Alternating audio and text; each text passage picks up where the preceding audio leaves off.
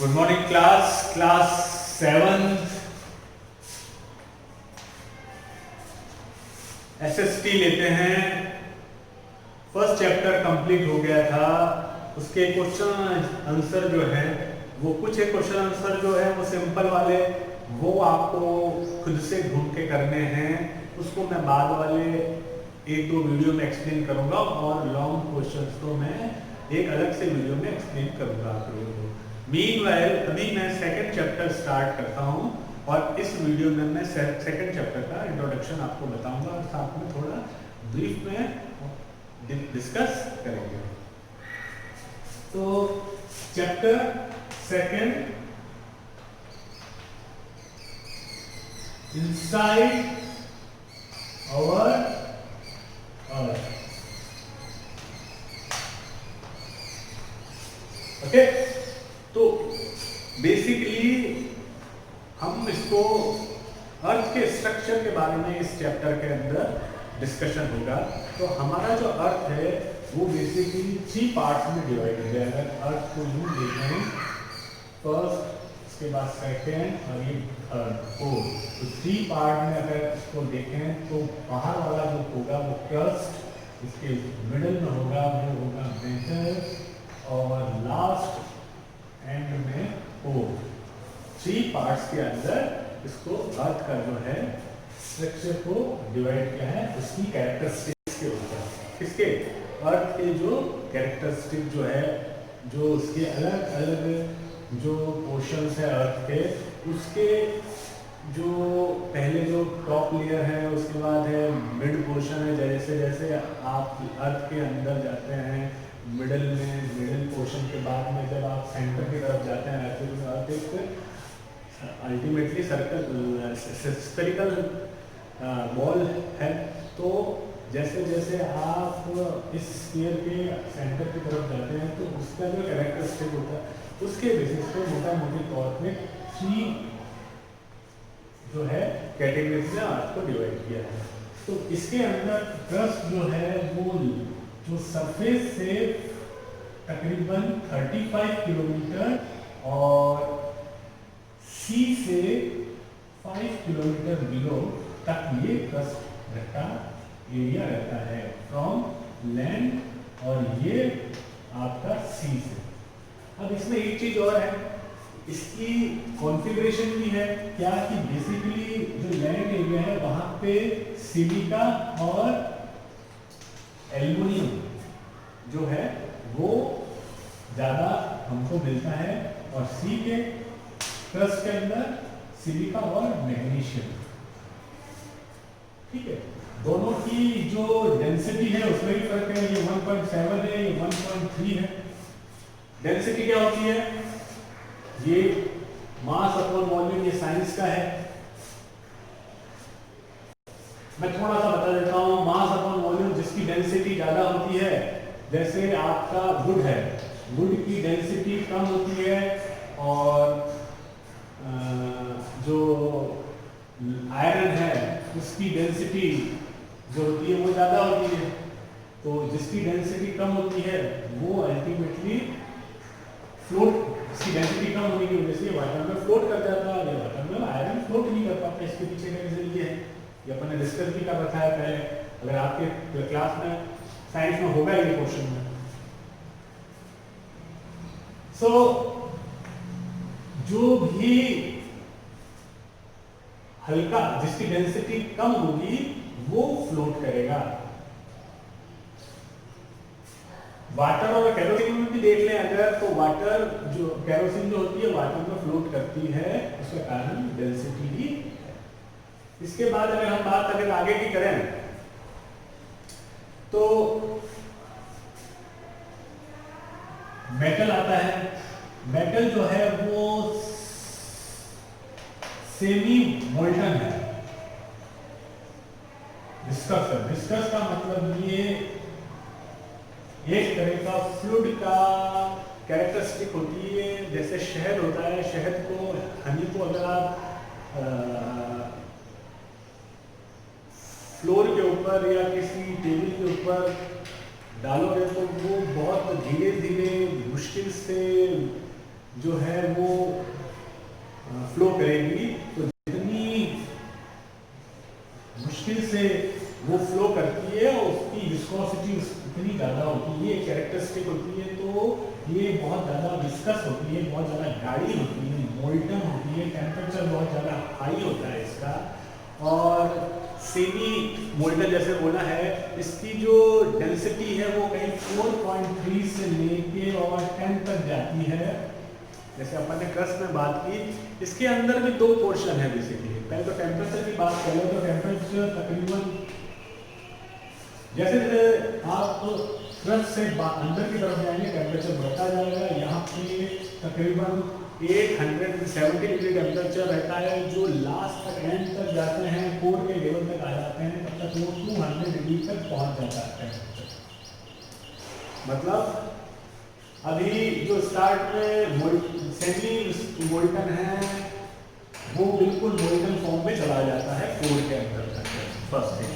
इसके अंदर भी 2 तरीके से हैं, मतलब ये कि एक तो है आपका जो स्टार्ट में है अपर, और अपर जो लेयर है इसकी वो केवल जो है इसका जो मेंटल टोटल अगर हम देखें तो ये 2800 किलोमीटर तक है। जैसे ये 35 और 5 किलोमीटर तक था, तो ये जो पोर्शन है ये तकरीबन 2800 किलोमीटर तक रहता है, जिसके 2 पार्ट में बेसिकली है। ये एक केवल मतलब अपर जो पोर्शन होता है वो 100 किलोमीटर तक, और बाकी का 2700 किलोमीटर जो है वो रेस्ट ऑफ मेंटल वाला पोर्शन है। और ये सारी चीजें उनकी कैटेगरी पे और उसकी डेंसिटी पे, विस्कोसिटी पे, इन चीजों पे डिपेंड करती है। इसके बाद में लास्ट जो पोर्शन होता है कोर, कोर शेल की तरह होता है। इसकी रेडियस बोले तो तकरीबन आपके 3500 किलोमीटर तक होता है, और यहाँ से लेके और सरफेस तक मतलब क्रस्ट तक, टॉप तक जाएं तो 6400 किलोमीटर तक जो है आपका इसका डिस्टेंस रहेगा। इसके अंदर ये पूरा मोल्टन वाला पोर्शन रहता है। मोल्टन इसका टेम्परेचर बहुत हाई है, 200 डिग्री तक पहुंच गया, ये तो बहुत हाई टेम्परेचर है यहाँ पे। यहाँ पे मोल्टन निकल मैक्टी बोलते हैं इसको, मोल्टन निकल रहता है। तो इसमें भी इनर कोर और आउटर कोर है, और यहाँ पे प्रेशर जो है वो बहुत, प्रेशर जो रहता है वो बहुत हाई है। तो ये आपका मेरे ख्याल से मोटा मोटी पूरा का पूरा अर्थ के अंदर है। यहाँ पे डेंसिटी मैंने छोड़ दी, आपकी डेंसिटी कोर की तकरीबन 12.3 to 13.6 है। ये जो चीजें हैं ये आपको थोड़ा सा देखना पड़ेगा। The radius of inner core is around 1221 kilometre and thickness of outer core is 2200। तो ये कंप्लीट आपका इंट्रोडक्शन है अर्थ के स्ट्रक्चर। इसके बाद पेज नंबर 11 पे अगर हम जाते हैं तो बात होती है रॉक्स की और मिनरल्स की, और उसके बाद में टाइप्स ऑफ रॉक्स की। तो मैं अब सेकंड पोर्शन में थोड़ा सा ले लेता हूँ, रॉक्स एंड मिनरल्स। तो सबसे पहले आपको ये समझना जरूरी है कि जब अर्थ फॉर्म हुआ था तो एक बहुत big ball of fire, okay, big bang के बाद में जब अर्थ बना था, बेसिकली ये फायर का एक बॉल था, और यहाँ पे सब कुछ ठंडा हुआ, जब सॉलिडिफाई हुआ, और तब बहुत पहले तो वाटर भी नहीं था, तब टेम्परेचर बहुत ज़्यादा था। धीरे धीरे जब टेम्परेचर कम हुआ और ये रॉक्स जो है वो फिर यहाँ पे टेम्परेचर जो है वो उसके अंदर इतना ज़्यादा चेंजेस आए कि ये रॉक फर्दर वेदरिंग की वजह से सॉइल टॉप कोर्स में सॉइल में कन्वर्ट हुए, जो देखते हो मिट्टी ये सॉइल के फॉर्म में कन्वर्ट हुई है वेदरिंग के वजह से। वेदरिंग का मतलब ये होता है कि डिफरेंट क्लाइमेटिक कंडीशन की वजह से हीट, फिर रेन और कोल्ड,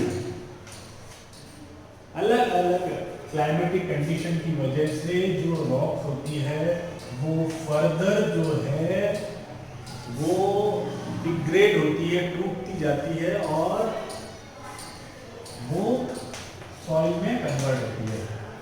हम यहाँ पे पढ़ेंगे कि जो सॉइल जो रॉक्स थी उस रॉक्स में बेसिक मिनरल्स कौन से थे। तो बेसिक मिनरल्स जो थे वो थे oxygen, silicon, aluminium, iron, magnesium, calcium, potassium and sodium. अगर मैं इसका अगर मैं लिखूं तो ऑक्सीजन O से रिप्रेजेंट कर दीजिए आप। बेसिकली O खाली O से लिखते नहीं, इसको O2 से लिखते हैं मैं यहाँ। इसके बाद में सिलिकॉन है, इसके बाद में एल्युमिनियम है, इसके बाद में आयरन है, इसके बाद में कैल्शियम है और पोटेशियम है। पोटेशियम को P से नहीं K से रिप्रेजेंट करते हैं, इसे मैं K से रिप्रेजेंट कर रहा हूँ। और सोडियम है, सोडियम को S से नहीं Na से लिखते हैं। तो ये आप साइंस में आपका चैप्टर आएगा आगे जिसके अंदर ये सारे जो इसके हैं। अब मैं यहाँ पे O2 हटा देता हूँ। वैसे अभी आप ऑक्सीजन देख लीजिए। अभी ऑक्सीजन यू नेक्सेंट ऑक्सीजन एटमॉस्फेयर में अवेलेबल नहीं होता है, इसलिए हम इसको ऐसे लिखते नहीं है, पर यहाँ पे सिर्फ बताने के लिए मैं लिख रहा हूँ। तो ये इस तरह के मिनरल्स हमको मिलते हैं। इसके अलावा जो रॉक्स है वो बेसिकली रॉक्स क्या है, नेचुरल फॉर्म में जो सॉलिडिफाई होती है मिनरल्स के ऊपर। इसमें जो दे रखा है डेफिनेशन वो है any natural solid mass of mineral matter that makes earth crust is called rock. Earth के क्रस्ट को जो बनाता है नेचुरल तरीके से सॉलिडिफाई होके वो रॉक है। सो रॉक भी अलग अलग है, डिफरेंट काइंड ऑफ रॉक्स है। अब जैसे कौन सी रॉक किस कैटेगरी की है, तो जैसे हमने अर्थ की कैरेक्टरिस्टिक के बारे में थोड़ा सा भी पढ़ा, अर्थ के स्ट्रक्चर के बारे में पढ़ा, अर्थ के अलग अलग पोर्शन के कैरेक्टरिस्टिक के बारे में पढ़ा, उसी तरह रॉक्स के लिए भी अलग अलग कैरेक्टरिस्टिक होती है। क्या कैरेक्टरिस्टिक होगी रॉक के लिए, तो जो एक तो रॉक रिएक्ट कैसे करती है जो है किसी दूसरे मटेरियल या केमिकल के साथ में, तो ये तो हो जाएगा उसका ऑर्गेनिक कैरेक्टरिस्टिक। और दूसरा है इनऑर्गेनिक। इनऑर्गेनिक कैरेक्टरिस्टिक क्या होगा, इनऑर्गेनिक कैरेक्टरिस्टिक होगा कि वो फिजिकली उसका अपीयरेंस कैसा है। तो उसके अंदर क्या चीजें आ जाएंगी, उसके अंदर चीजें आ जाएंगी, उसका टेक्सचर कैसा है, दिखती कैसी है, कलर कैसा है, हार्डनेस कैसा है, लश्चर का मतलब चमकती है कि नहीं चमकती है, हार्डनेस। और वो इस कैसे हार्डनेस टेस्ट करेंगे, स्क्रैच के थ्रू टेस्ट करेंगे, सॉफ्ट। अब इसके अंदर स्टाल जो है वो सबसे सॉफ्टेस्ट है और डायमंड सबसे हार्ड है, ये आपको पहले भी पढ़ रखा है आपने। पोरोसिटी जो होती है, वो पोरोसिटी जो एक बहुत अच्छा वर्ड है, पोरोसिटी का मतलब ये है पोरस,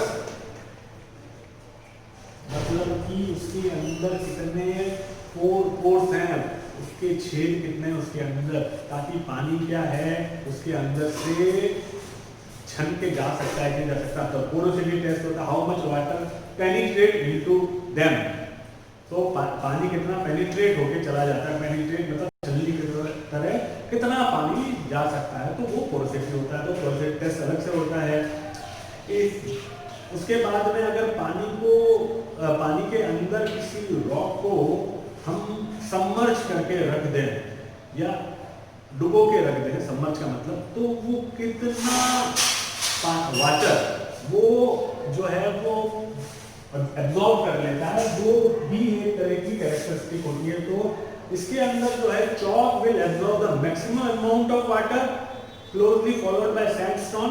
पहले तो चॉक, उसके बाद में सेकंड नंबर पे आता है सैंडस्टोन क्लोजली, और उसके बाद में marble will be the only nominal difference of marble, उसके बाद थोड़े से difference for marble and granite जो है वो सबसे कम जो है वो पानी जो है एब्जॉर्ब करता है।